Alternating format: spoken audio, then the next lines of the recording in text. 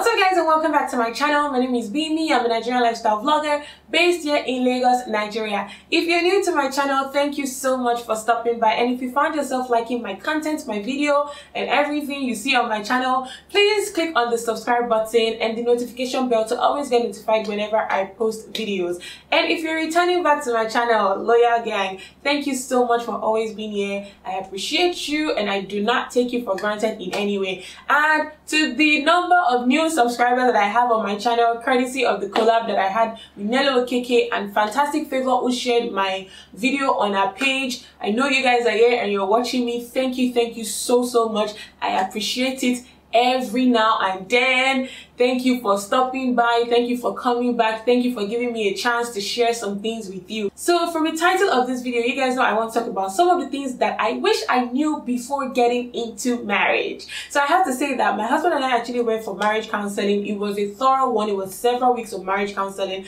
and we quite enjoyed it and learned a lot. But there are just some things that, yes, I heard at marriage counseling, but you know, like even when you're even doing the counseling, so you're like, God forbid, like, I know happen to us, this is that, and then you have to now learn when you get into the marriage that, oh, that's what they were actually talking about, or things that you just never really heard before, or I'd never really heard before. So I would advise, if you're getting into a relationship, if you're getting into the place where you're going to be getting married, please go for marriage counseling. It's very important. I am also going to put a disclaimer out here that I am not a marriage counselor. So please don't come at me and say, oh, this, that. This is me just sharing some of the things that I wish I knew before getting into my marriage. So if you want to know what these things are, let's just jump right into the video.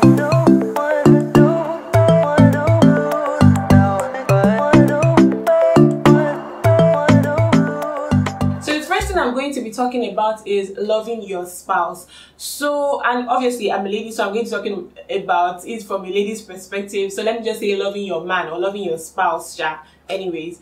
And I'm going to talk about it from the perspective of what we call like the different love languages. So I know that they actually talked about this in counseling. You know, they went through everything: quality time, words of affirmation, giving gifts, and what did they call it? I think there are about 5 love languages, and then you have to I think there's a whole, if you just Google 5 love languages, is there, so you guys can see physical touch and all of that stuff. So they touched on it in marriage. I think the first time I ever heard about the 5 love languages was actually in marriage counseling. I had never heard of it before. I don't know how, but I was not one that used to go to all these singles programs, so I don't know anything about 5 love languages. So the first time I heard about it was in counseling, but my husband already knew about it. He was even reciting everything.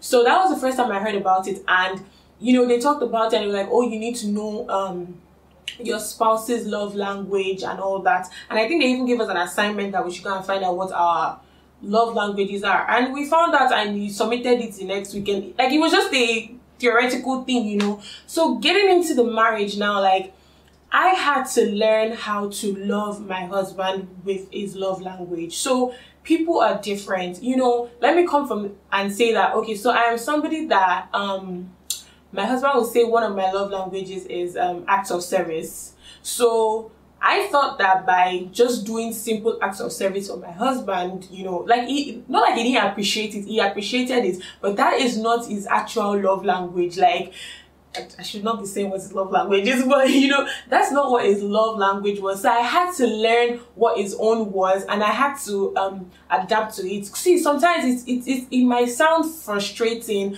when you're like, I'm doing this for you, I'm words of affirmation, I'm shaking it up. But honestly, your husband or your spouse's love language is just physical touch.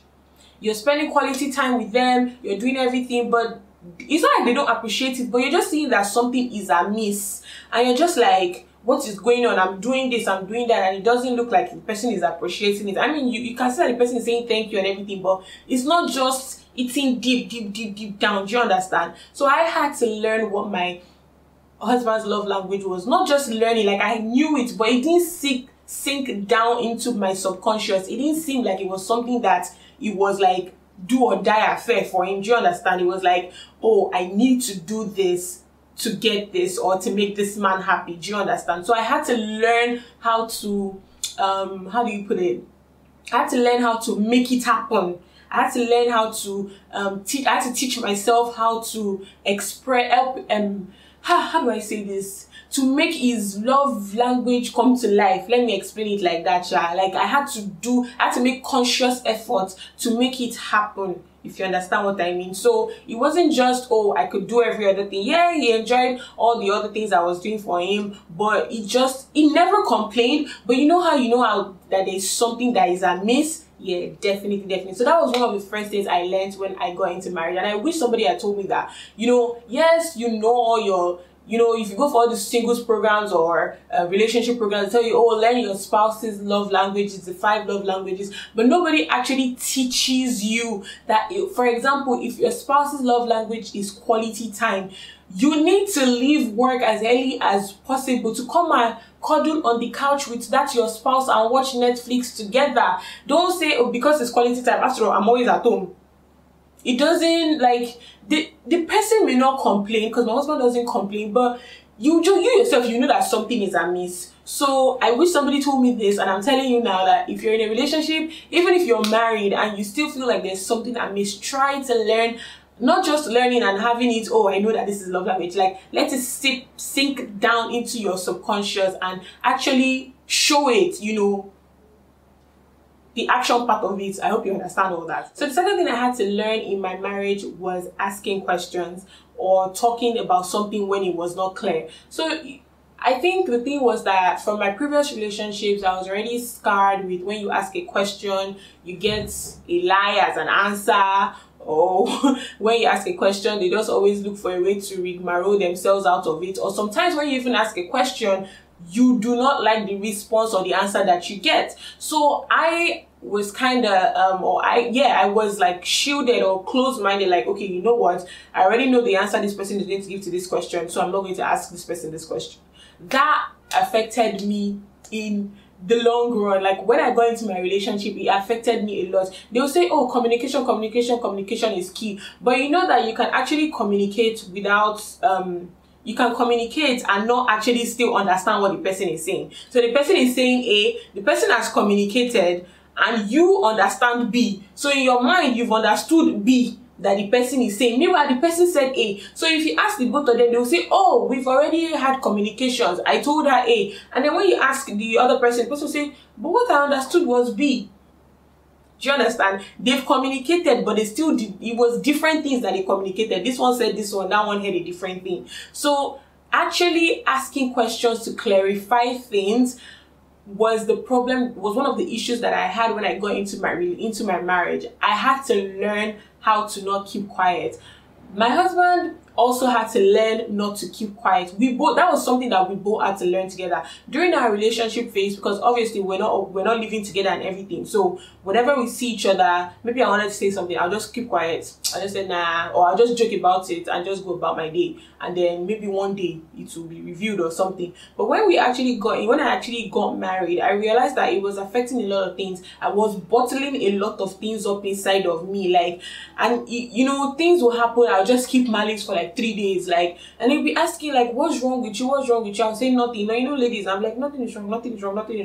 But I realized that it wasn't like affecting our relationship, because on the outside we were still all lovey-dovey and everything. Because after 3 days, when it all ends, I still would not address or communicate about that issue that we had, and we just let things keep going. And then when something else happens next time, it comes up again, and the cycle just continues. One day I was actually praying, and it was like God just told me that, listen, you need to stop bottling things inside of you. You need to open your mouth and speak. If you're not clear about something, open your mouth and speak. If you see this message, you don't like this message, ask questions. Excuse me, what is going on? If you see, I don't say that's what happened, but that's just an example. If you see, this thing that is like this, you don't like it, why is this happening? Open your mouth and ask questions. Don't keep quiet. Let the person clarify, because in your mind you're like, oh, I already have an answer to this question, or I already know what he's going to say. Oh, actually he told me this 2 days ago, that means that this is what he's saying. Nah, clarify, understand, ask questions. See, you are in a marriage, and ask all the necessary questions that you need to ask before you get into the marriage. And even when you are in the marriage, if something is not clear to you, ask. And that was one of the things that I wasn't doing. Now, any small thing, Oga, why is that thing like that? Oga, what happened like this? Now it now even seems like I'm more of a talkative. I mean, I've always been a talker person in the relationship, but still, like, I make sure I ask questions, and he also now does the same thing. Let me come from a man's angle. Men don't like to really express themselves when things are going on with them, but as a man that is in a relationship with a woman, you're married, you need to be able to express yourself. You need to be able to say things to your wife for her to understand. Don't just keep everything bottled inside. Sometimes you just like, they'll ask you what's wrong. Nothing. I know that you're trying to think of how you will take care of your family, take care of your wife, take care of your children, but still be able to communicate it in a way to your wife so that she will understand where you're coming from. If you don't communicate to your wife, she just think that you have all this money in the world. Meanwhile, you are there using your head to calculate how are you going to get this funds, how are you going to get that funds. So please always try as much as possible to communicate in a way that both of you would understand. You feel me? Ask the right questions and clarify things when you're not sure about something. The next thing I'm going to be talking about is sex. So I'm obviously, like I said, I went to marriage counseling, and obviously we all know about sex in this world. But I did not know that sex was that important to a man. Like, I just did not know. Like, yes, they had told us in counseling that, oh, you have to have sex, you have to on the Bible, it's ordered by the Bible, that sex is ordained by God, this is this, that. Yeah. But I didn't know, like, that it was actually that important to a man. I had to learn the fact that it was important. And I also realized that, see, before you get married, obviously the church, everybody was saying, oh, you know, you shouldn't have sex, oh, kiniko. But when you are now in marriage, I feel like the devil also tries to make it, I don't want to say shame you, doesn't shame you or anything, but the devil tries to make it like, oh, tries to withdraw that sex. It's so weird. Before you get married, the devil is always trying to make you have sex outside of marriage. And then when you get married, the devil is trying to like put a wedge in between you two by not making you have sex. I don't know if I explained that. Like, wow, this sex thing is such a powerful thing that the devil is using it as a tool all the time. So yeah, like, this was something that I had to learn. I really had to learn it, that, you know, this is very important to my husband. So I always have to try to deliver, you know what I mean? And the last thing that I wish I knew before getting into my marriage was that I was gonna need my alone time. So before my husband and I got married, we were always going out on dates. We were always going to one place or the other to have fun. We loved having fun. We loved going to the restaurants, to the movies, to everything. So I was excited about it, that, oh yeah, you know, when we get married, we're just gonna continue like that. So yeah, we got married, you know, honeymoon phase. We were always going to the movies, to different restaurants. We were always going out to eat, like always eating out, different restaurants, different movie places, different fun places to go and everything, weddings and all that. And then soon I realized that every now and then we were always going out together. And then there were some times that I felt like, oh, I just needed my own space to do my own thing. And I felt, in a way, I kind of felt like maybe I was being selfish, but I wasn't, because I realized that whenever I took those breaks and I went on by myself, maybe I go to do my pedicure, manicure, it was like a time for me to refresh, to have fresh ideas, to be happier. Like, I remember that I would come back from if I went to do my hair or my nails, I'll come back and I'll be happy. I would even like buy food on the way and, you know, bring it. Like, I'll be excited to come back to him at home. But when we were always like in each other's everywhere together, I was just like, there were times that I was just like, oh my god. Not that I was mad at anything, but it was just like, I just wanted my own freedom. I just wanted my own space. And there's absolutely nothing wrong with it, because sometimes you need your own space to think. My husband also does the same thing. Sometimes he just needs a space to think, to do his own thing. There are times that we're both in this house together. We're not fighting. Nothing is wrong. But he's in the room. I'm in the living room.